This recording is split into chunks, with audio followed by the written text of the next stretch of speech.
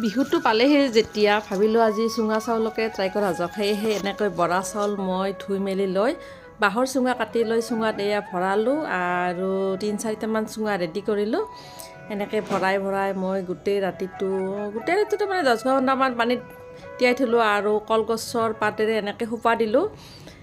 এয়া চাওক, আৰু ইফালে মই আৰম্ভ কৰিছিলোঁ চিকেন কাৰী, যিহেতু চুঙা চাউলৰ লগত চিকেন কাৰী খাম। আৰু এয়া আমি দুইজনে মিলি জিত আৰু মই চুঙা এয়া সেক দিবলৈ লৈছিলোঁ, জুই ধৰিলোঁ, বাহিৰত হৈ গ'ল। আৰু এইফালে কাটি আছোঁ, চাওকচোন কি হয় বাৰু, চাওঁচোন আজি ফাৰ্ষ্ট ট্ৰায়েল দেই। এয়া এই আমাৰ হৈ গ'ল দেখোন চুঙা চাউল, চাওক কিমান ধুনীয়াকৈ ওলাইছে।